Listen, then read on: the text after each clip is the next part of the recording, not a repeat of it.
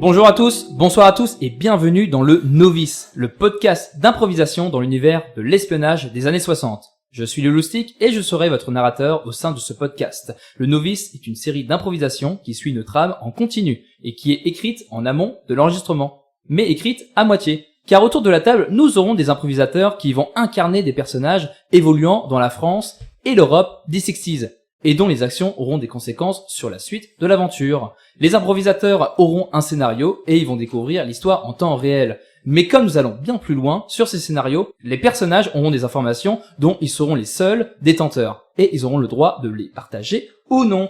Pour ce nouvel épisode, je suis très heureux d'accueillir toujours notre fameux Tanguy. Bonsoir Tanguy. Hello. Comment tu vas? Toujours très bien, toujours très bien. Impatient toujours de continuer les aventures de Nathaniel Brisemoul. J'ai hâte de voir ce qui va lui arriver à ce bon vieux Nathaniel. Mais par contre, tu n'es pas tout seul, car nous avons un nouvel invité, mais vraiment nouveau, car il s'agit de Tanguy. Bonsoir Tanguy. Bonsoir, on est deux. Alors je tiens à préciser que nous avons deux Tanguy autour de la table. On a le Tanguy qui fait Roger Duchemin, qui fait Nathaniel Brisemoul, et un nouveau Tanguy. Comment tu vas toi Tanguy numéro 2? Ça va. Je sais pas comment t'appeler en fait, ça va être insupportable pour cet épisode. Mais non, mais voilà.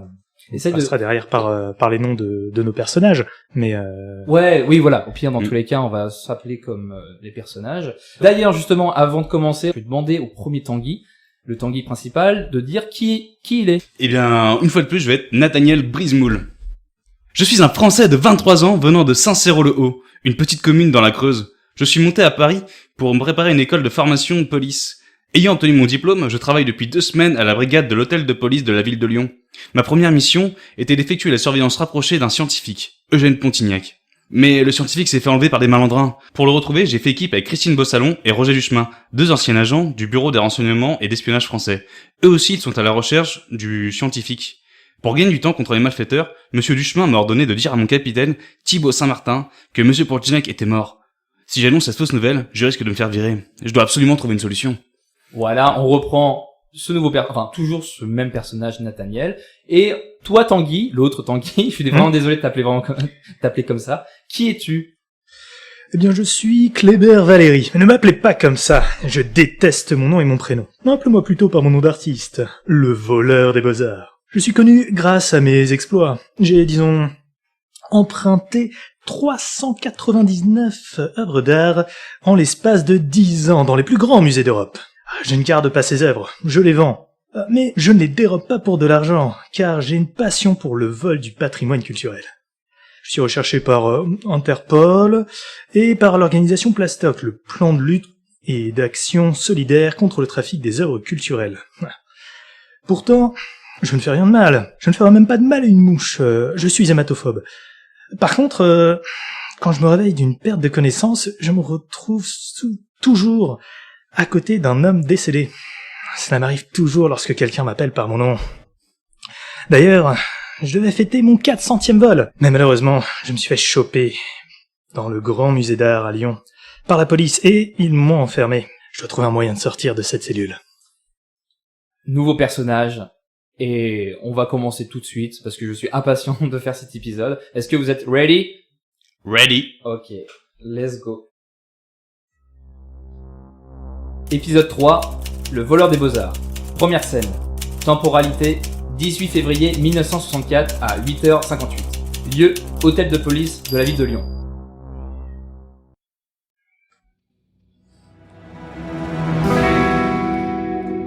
Nathaniel Brisemoul entre dans l'hôtel de police de Lyon. Il est un peu fatigué, car il a eu une nuit mouvementée. Il doit donner son rapport à son capitaine pour sa surveillance rapprochée d'Eugène Pontignac. Mais il n'ose pas lui annoncer la disparition du scientifique. Avant cela, il demande des conseils à Michaud. Ah non mais attends, c'est vrai. Et après, il s'est passé quoi exactement?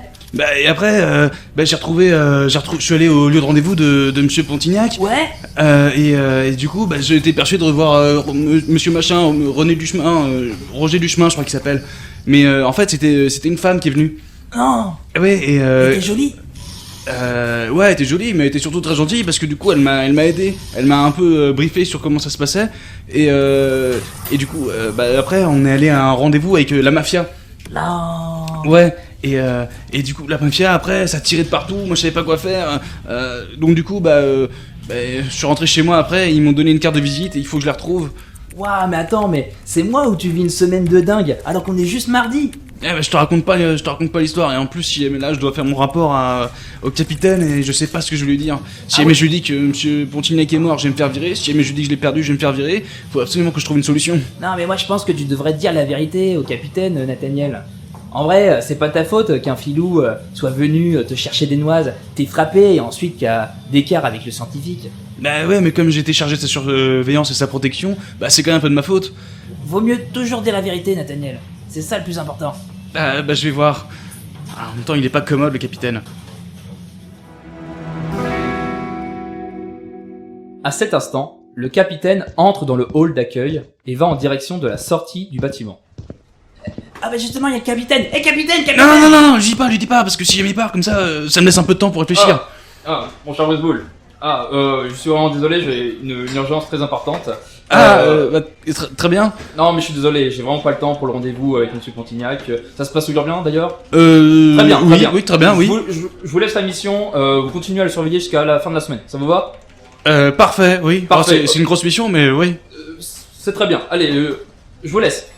Au revoir, capitaine. J'ai encore eu de la chance. Heureusement qu'il a pas posé la question de voir où était monsieur Pontignac. Là, j'aurais vraiment été dans le beau drap. Ok, d'accord. Merci, au revoir. Ah, excuse-moi, Nathaniel, j'étais au téléphone. Ouais, il y a un truc. Il faut que tu m'aides.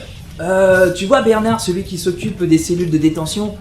Je sais pas, je suis jamais allé à cet âge encore. Bah en fait, il est malade et il y a personne pour le remplacer. Est-ce que ça te dérangerait d'aller nourrir les prisonniers? Tu vas d'accord. au stock de provisions et après tu vas leur donner tout ce que tu veux. Je sais même pas ce qu'il y a. Ils doivent forcément avoir du pain ou autre. Ouais, de toute façon, c'est des rations, on imagine, pour les prisonniers. Ouais, je pense. Bon, c'est bien, troisième porte à droite, dans le Aucune couloir au idée. fond. Ok, merci, Michaud, quand même.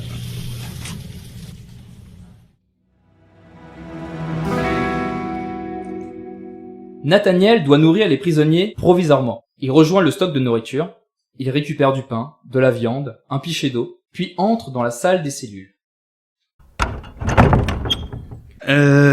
Bonjour tout le monde. Je vais m'occuper des repas aujourd'hui. Aujourd'hui, il y a un peu de pain, un peu de viande et de l'eau pour ceux qui veulent boire. Tenez, un verre d'eau. Dégage, hôtelier. Dégage. Ouais. Enchanté. Moi, c'est Nathaniel Brismoul. Je suis nouveau. Je m'occupe du repas aujourd'hui. Dégage. Ok. Oui.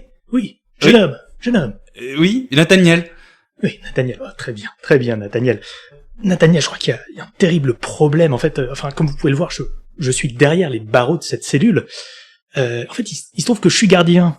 Voilà. Vous êtes gardien, vous? Oui, tout à fait. Je suis gardien, c'est pas ici. Hein. Mais si, Non, mais je vous reconnais. C'est vous qui avez été arrêté par Marcel, non? Oui, une terrible erreur judiciaire. Je suis gardien au musée des Beaux-Arts. Voilà, collègue.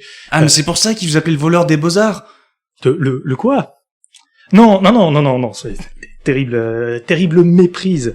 Voilà, non, je vais vous expliquer. Voilà, c'est une petite erreur judiciaire. Je sais que ça arrive fréquemment. Voilà, pas de souci. Hein. Mais voilà, je vous explique rapidement ma situation. Personne n'a voulu m'écouter depuis que je suis ici, depuis hier soir. Et ça commence à faire un petit moment. D'autant que j'ai une urgence là. Ah mince, vous devez prendre votre service au musée, c'est ça? Exactement. Mais encore pire, je dois empêcher un vol. Je vous explique. C'est vraiment terrible ce qui se passe. Voilà, je me trouvais au musée, je faisais mon travail, comme tout le monde, comme tout gardien. Comme citoyen, exactement. Et il se trouve que des voleurs sont arrivés. Des voleurs?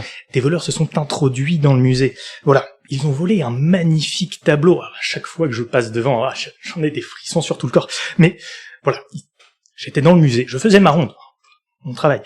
Ils sont arrivés, ils m'ont assommé, ils ont volé le tableau, et lorsque la police est arrivée, forcément, manque de discrétion. Je reconnais ces modèles opératoires, il m'est arrivé la même chose. Je devais protéger quelqu'un et on m'a assommé et on a volé quelqu'un.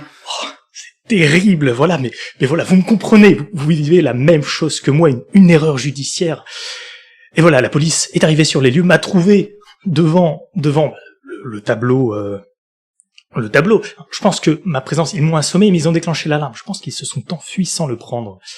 Mais C'est des voleurs tableaux qui se seraient enfuis sans prendre le tableau. je n'ai pas tout à fait compris leur plan, voilà. Ils avaient certainement un autre objectif en tête. En tout Peut-être cas- qu'ils venaient faire du repérage pour voler plus de tableaux plus tard. C'est possible. En tout cas, j'ai été pris pour un voleur, pour un criminel, pour un intrus dans ce musée. J'ai été amené ici. Ah mais quelle Voilà. tragédie. Je vois que vous me comprenez. Du coup, vous allez me faire sortir. Bien entendu. Bah après je sais pas parce que moi j'ai juste les repas là, j'ai pas les clés des cellules. Je vois bien que vous êtes un jeune homme extrêmement débrouillard, extrêmement dégourdi. C'est gentil, ça merci. Voilà. Alors c'est vrai que j'ai quand même quelques capacités hein. Je suis quand même officier de police maintenant. Hein. Bah, je le sens bien, je le sens bien. Je pourrais avoir un petit verre d'eau, s'il vous plaît, d'ailleurs. Ah bien sûr oui. Bah je l'ai donné à votre compagnon de cellule là-bas. Bah je vais chercher un autre verre d'eau. Non, mais écoutez, non, ce n'est pas grave. Nous irons chercher un verre d'eau lorsque vous m'aurez fait sortir. Mais, écoutez, je vous explique. Voilà, il faut absolument que je retourne dans le musée parce que je pense qu'ils vont revenir ce soir. Voilà, je sais pas, une intuition. Vous savez, ça fait longtemps que je fais ce métier, une bonne dizaine d'années, hein, que je travaille dans le monde de l'art. Et, non, je sens qu'ils vont revenir, je sens que j'aurai besoin de renfort, peut-être.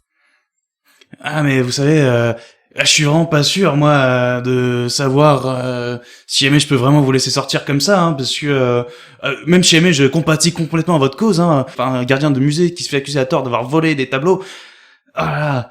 Ah mais même moi je suis dans la panade aussi. Là j'ai vraiment une affaire à régler. Et si jamais C'est une affaire. ah oui bah je devais surveiller un scientifique et malheureusement il a été dérobé devant mes yeux comme une œuvre d'art. Terrible, terrible. Ah, mais écoutez, vous continuez à échanger les informations. Comment s'appelait voilà votre ami scientifique? Ah bah vous savez, c'est un scientifique de renom, mais peut-être que vous le connaissez, vous avez vraiment très instruit, c'est Monsieur Pontignac, Eugène Pontignac. Eugène Pontignac. Effectivement, ça me dit quelque chose. Ah j'en étais sûr, vous avez vraiment la tête de quelqu'un qui sait beaucoup de choses. Ah, vous savez, ça c'est l'expérience. Je pense peut-être pouvoir vous aider, mais Oh c'est malheureusement... vrai. Oh ce serait vraiment super chouette. Mais vous comprenez, ce serait compliqué de le faire depuis l'intérieur de cette cellule. Ah bah c'est sûr, ouais. Écoutez, en gage de bonne foi, je vous propose de m'accompagner une fois que je serai sorti. Comme je vous l'ai dit, j'aurai sans doute besoin d'aide ce soir au musée, et vous pourrez me surveiller, au cas où, voilà, je serais un criminel, voilà, qui se serait évadé de prison. Ah, voilà. Non, Ah c'est vrai, et en plus ce serait vraiment idiot que vous demandiez à un officier de police de vous aider.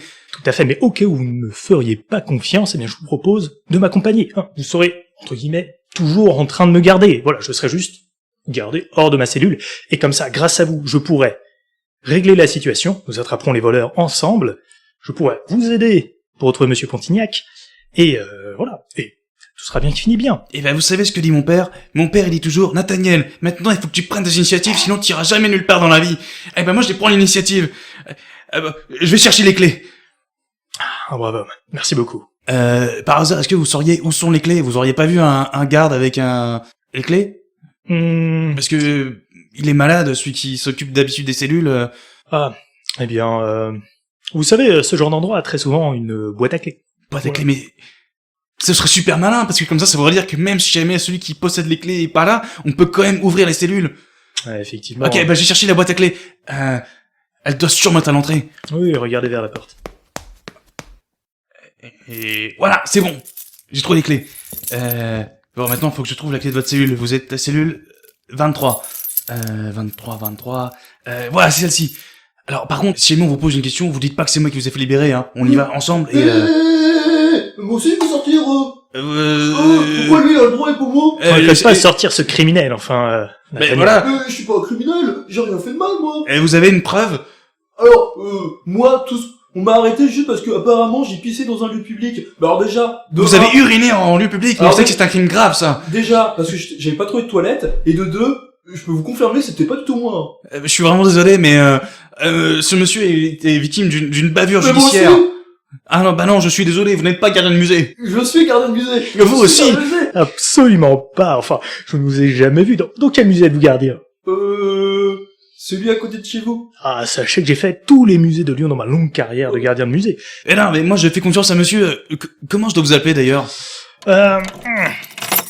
Appelez-moi Clé... Clément. Appelez-moi Clément. Clément. Ce sera plus simple. Ne lisez surtout pas mon nom sur le registre, ce n'est pas important. Alors, votre nom, ouais, alors, parce que il y a marqué... Non, non, il n'y a rien marqué sur... Enfin, non, en fait, c'est une... Je vous explique. Comme je vous l'ai dit, personne ne m'a laissé parler. Donc voilà, ils m'ont à peine demandé mon nom. Voilà, je pense qu'ils ont mal compris. Ah, mal c'est vraiment écrit, dommage, parce voilà. que moi je trouve que c'est vraiment un très joli prénom, ça. Ah oui, ben malheureusement, ce n'est pas le mien. Voilà. En plus, les toilettes, c'est payantes, quoi. Non, merde. Taisez-vous, malentrin. Aïe, arrêtez de me frapper. Alors, retournez dans votre cellule et au fond et tenez du pain sec. Pareil, le capitaine il m'a toujours dit d'être sec avec les prisonniers et les malfaiteurs. Il a bien raison. Alors, suivez-moi Clément et surtout faites pas au fil bas parce que je sais pas si jamais j'ai bien le droit de faire ça non plus. Ne vous inquiétez pas. Je serai discret comme un fantôme.